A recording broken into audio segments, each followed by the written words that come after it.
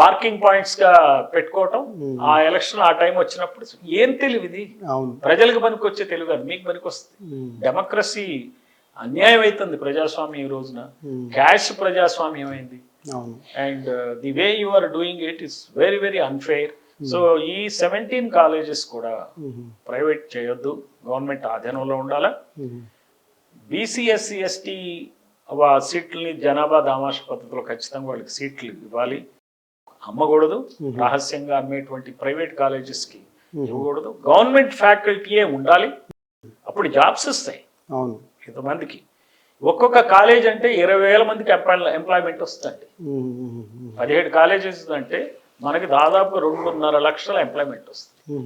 ఇప్పుడు ఎంప్లాయీస్ వాళ్ళు 200 మందే ఉంటారు, ఎవరో ప్రొఫెసర్స్ స్టాఫ్ 200 మంది. వీళ్ళకి అనుబంధంగా డయాగ్నోస్టిక్ ల్యాబ్స్ వస్తాయి, హాస్పిటల్స్ డెవలప్ అవుతాయి, వార్డ్ బాయ్స్ వస్తారు, ఆ ఏరియాలో టీ షాప్స్ వస్తాయి, ఎంతో మంది పేదలు బతుకుతారు.